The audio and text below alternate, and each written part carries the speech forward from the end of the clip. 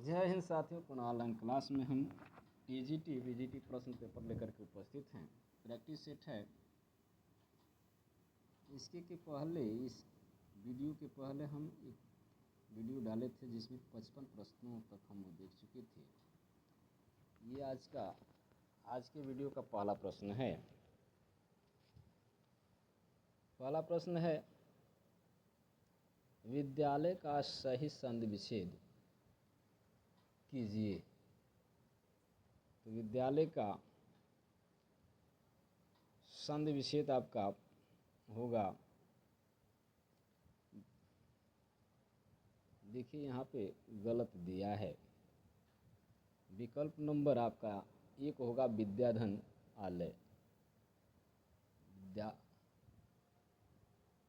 55 तो 56 का है आपका विद्याधन आलय। पहला विकल्प आपका सही है।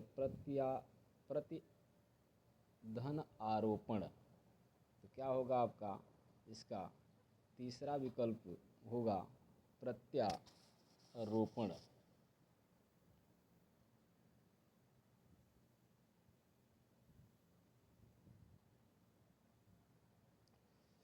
दैत्यधन अरीह, दैत्यारीह एक उदाहरण है। किस संधि का उदाहरण है, ये आपसे प्रश्न में पूछ रहा है। तो ये 58 प्रश्न का आपका दूसरा होगा, स्वर संधि का उदाहरण है। उद्योग का संधि विच्छेद होगा, तो उद्योग का संधि विच्छेद होगा उत्धन योग।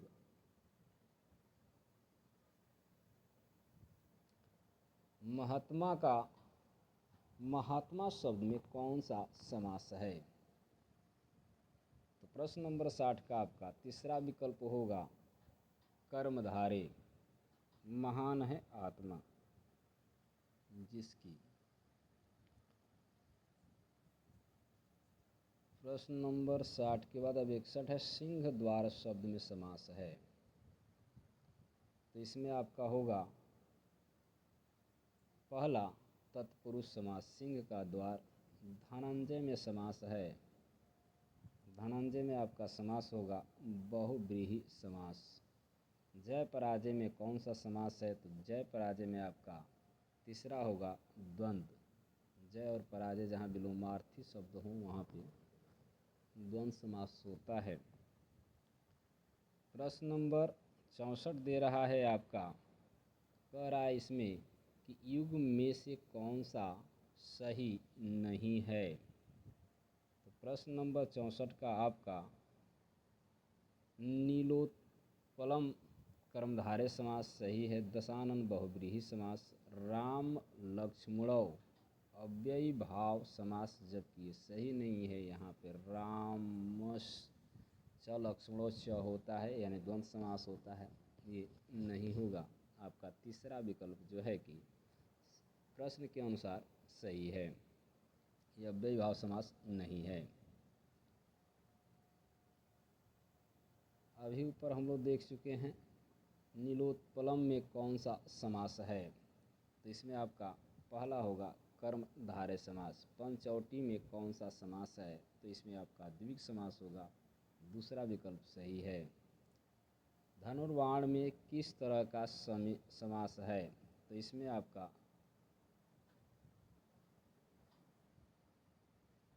प्रश्न नंबर 67 का दूसरा वह दिया है बहुव्रीहि समास। सदगत शब्द में समास होगा। सदगत का आपका होगा तत्पुरुष समास। माता और पिता में कौन सा समास है? तो इसमें द्वंद्व समास है। अगला प्रश्न है आपका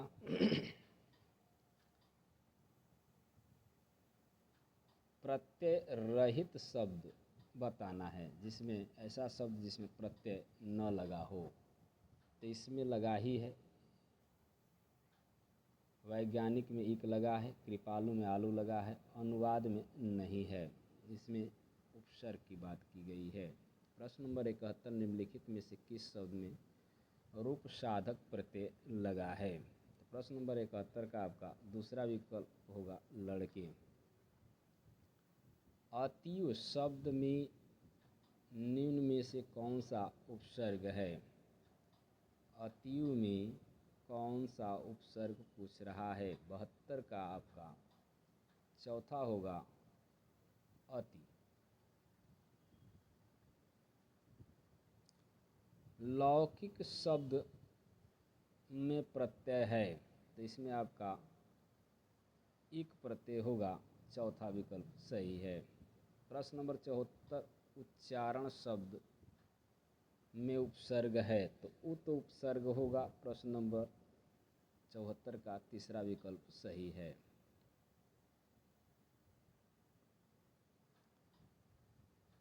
प्रश्न नंबर 75 कह रहा है कि अनंग शब्द में कौन सा उपसर्ग है तो इसमें आपका वह 75 का दूसरा होगा अन उपसर्ग लगा है। निम्नलिखित शब्दों में से एक में उपसर्ग का प्रयोग हुआ है यानी 76 प्रश्न का तीसरा विकल्प आपका होगा निढाल।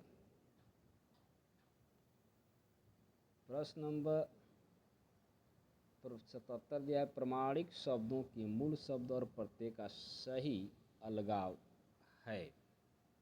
प्रश्न नंबर 77 का आपका दूसरा होगा प्रमाणिक यानी प्रमाण धन एक।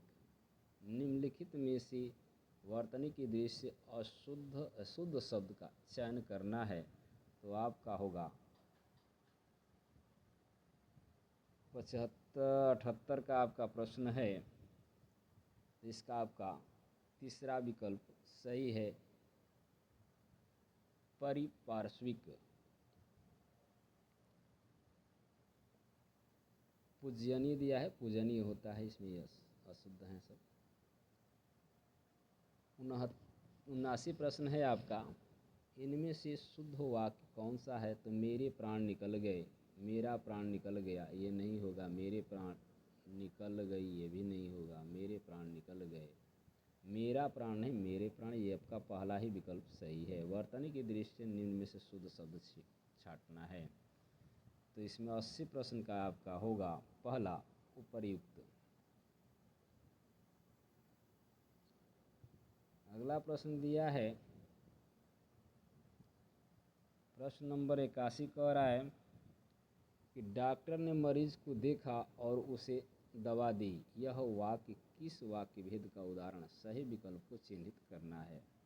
संयुक्त वाक्य, संयुक्त मिश्रित वाक्य या सरल वाक्य या मिश्र वाक्य। तो प्रश्न नंबर 82 का आपका दूसरा विकल्प है संयुक्त मिश्र वाक्य।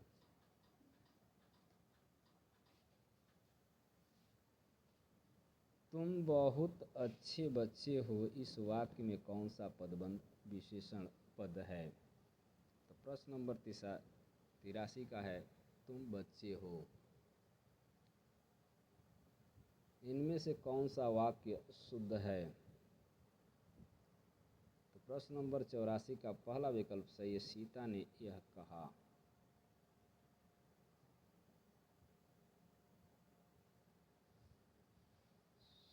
तिरासी शुद्ध रूप कौन सा है? तो प्रश्न नंबर 84 का पहला होगा विकल्प आपका ता दात में। निम्नलिखित में से कौन सा शब्द शुद्ध शब्द है? 85 का आपका पहला है अधिशासी।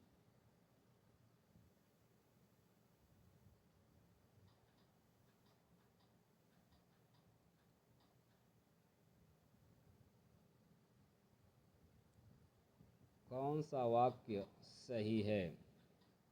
तो 86 का आपका दूसरा होगा बैल और बकरी घास चरते हैं। मरम वचन सीता जब बोला पक्ति का प्रयोग हुआ है तो 87 का चौथा विकल्प का भाववाच्य।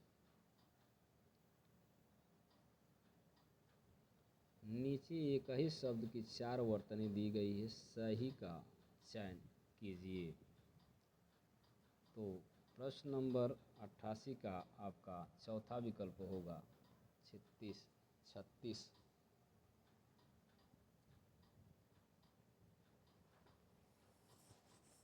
उन्मना शब्द का सही अर्थ होगा।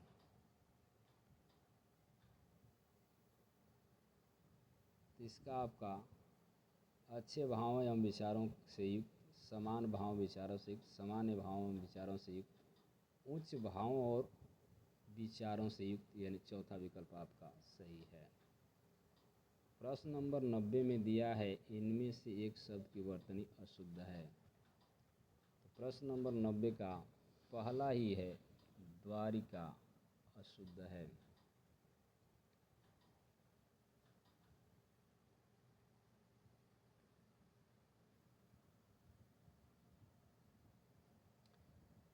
कक्षा शब्द का शुद्ध उच्चारण होगा। जिसमें आपका तीसरा विकल्प सही है। मूर का पर्यायवाची शब्द, पर्यायवाची इनमें से क्या है? तो आपका प्रश्न नंबर 91 का तीसरा विकल्प सही है, विसीखी। विसीख निम्नलिखित में घोड़ा का पर्यायवाची शब्द नहीं है। तो प्रश्न नंबर 92 का हो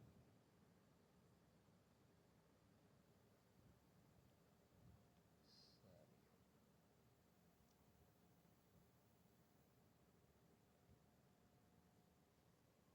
94, 93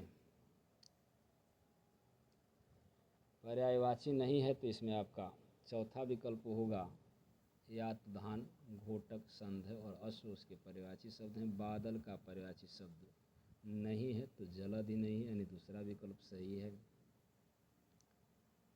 आविर्भाव का विपरीतार्थक शब्द निम्नलिखित विकल्पों में से छांटना है। यानी प्रश्न नंबर 95 का आपका तीसरा होगा तिरोभाव। बाण के पर्यायवाची के लिए कौन सा विकल्प उचित नहीं है? प्रश्न नंबर 96 का पहला है सरसिली, मुख नहीं है। कामदेव का पर्यायवाची शब्द कौन सा है? तो इसमें आपका तीसरा विकल्प होगा मनोज। गंगा का एक नाम है। तो गंगा का नाम है विष्णुपदी। यानी 98 का तीसरा विकल्प आपका सही है। निम्नलिखित में से कौन सा कमल का पर्यायवाची नहीं है? प्रश्न नंबर 99 का चौथा विकल्प है अमीय, जो इसका पर्यायवाची नहीं है। कामदेव का पर्यायवाची शब्द कौन सा है? मनोज है। निम्नलिखित में से कौन सा पद पताका का पर्यायवाची नहीं है? तो प्रश्न नंबर 101 का चौथा विकल्प जो है पाथोज, इसका पर्यायवाची नहीं है।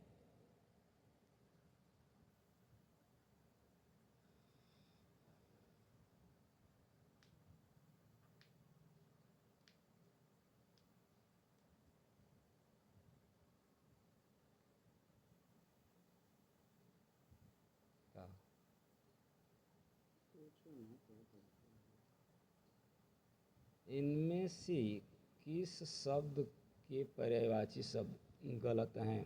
कमल का सही है जलज, पंकज, सरोज। पुष्प का कुसुम, फूल, सुमन। सरस्वती, गीरा, भारती, वाणी। सूर्य का दिवस, यामा, वासर। यानी आपका 102 प्रश्न का चौथा विकल्प जो है सही नहीं, गलत दिया गया है। जो पहले कभी न हुआ हो, तो इसके लिए हम कहते हैं अद्भुत। निष्फल न होने वाला कहलाता है। तो निष्फल न होने वाले को कहते हैं अमोघ। अगला प्रश्न है पानी में आग लगाना मुहावरे का सही अर्थ का दिए गए विकल्पों में से चयन करना है। तो इसका आपका विकल्प होगा 105 का दूसरा, असंभव कार्य को संभव कर डालना। दोपहर का समय के लिए निम्नलिखित शब्दों में से कौन सा उपयुक्त चिन्हित कीजिए। तो इसको हम कहते हैं मध्याह्न। वह स्त्री जिसका पति परदेश से आने वाला हो के लिए एक शब्द होगा। तो इसके लिए होता है आपका चौथा होगा आग मिश्यत पतिका। गतानुगति शब्द का सही अर्थ है। प्रश्न नंबर 108 का होगा पहला, प्राचीन आदर्श के अनुसार चलने वाला। आंखें चार होना मुहावरे के सही अर्थ के लिए दिए गए विकल्पों में से चयन करना है।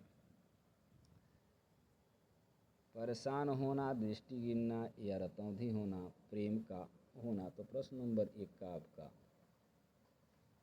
पहला विकल्प होगा प्रेम होना। बरस पड़ना मुहावरे का सही अर्थ होगा। तो प्रश्न नंबर 110 का आपका पहला विकल्प होगा अत्यधिक क्रोधित होना।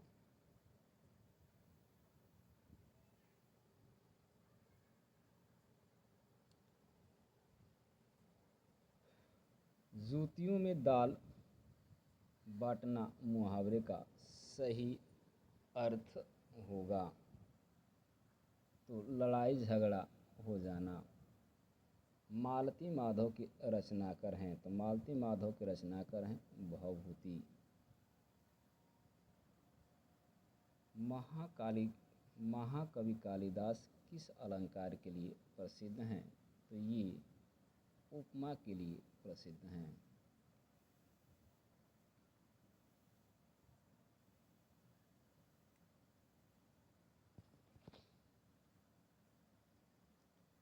वामाकुलस्यामदः में वामा शब्द का अभिप्राय है।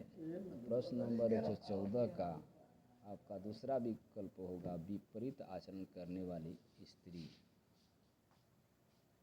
भक्ति काल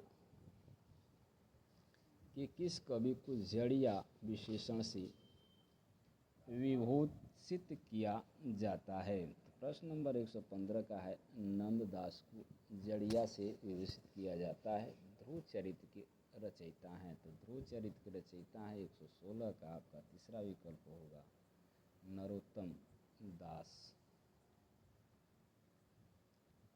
नारी तू केवल श्रद्धा हो पक्ति किस रचना में है? तो प्रश्न नंबर 117 का पहला होगा कमायनी में। हम कौन थे, क्या हो गए और क्या होंगे अभी, आओ विचार करें आज मिलकर ये समस्याएं सभी उपयुक्त काव्य पंक्ति किस कवि की है? तो ये प्रश्न नंबर 118 का दूसरा विकल्प होगा आपका मैत्रिक शरण गुप्त का। परमिल किसकी रचना है? तो यहाँ पर राजकुमार दिया गया, राजकुमार वर्मा, शिवमंगल सिंह सुमन, जबकि इन दोनों में से किसी का नहीं है। परमिल रचना सूर्यकांत त्रिपाठी निराला की है, यानी तीसरा विकल्प आपका सही होगा सूर्यकांत त्रिपाठी निराला। अगला प्रश्न है इनमें से कौन सा छायावाद के कवि नहीं है? जयशंकर प्रसाद, सुमित्रानंद पंत, सूर्यकांत त्रिपाठी निराला या मैत्रिक शरण गुप्त। तो 120 प्रश्न का चौथा विकल्प होगा मैत्रिक शरण गुप्त। आंगन के पार के रचनाकार हैं। तो आंगन के पार के रचनाकार का नाम है सच्चिदानंद हीरानंद वत्सायनी यानी अज्ञे जी। कुंवर नारायण किस सप्तक के कवि हैं? तो कुंवर नारायण आपके तीसरा सप्तक के कवि हैं। दूसरा सप्तक किस वर्ष प्रकाशित हुआ? तो दूसरा सप्तक आपका प्रकाशित हुआ था 1959 में। तार सप्तक के संपादक कौन हैं? तो तार सप्तक के संपादक का नाम है अज्ञेय। निम्न में से कौन सा मनोवैज्ञानिक उपन्यासकार नहीं है? तो यहाँ आपका चौथा है मनोहर श्याम जोशी। ये मनोवैज्ञानिक उपन्यासकार नहीं है ईलाचंद्र जोशी। जैनेंद्र और अज्ञेय जो हैं मनोवैज्ञानिक उपन्यासकार माने जाते हैं। तो आज के लिए बस इतना ही। पुनः अगली वीडियो में अगला प्रैक्टिस सेट यानी तीसरा प्रैक्टिस सेट लेकर के उपस्थित होंगे। तब तक के लिए धन्यवाद। वीडियो को लाइक एवं चैनल को सब्सक्राइब कर लें।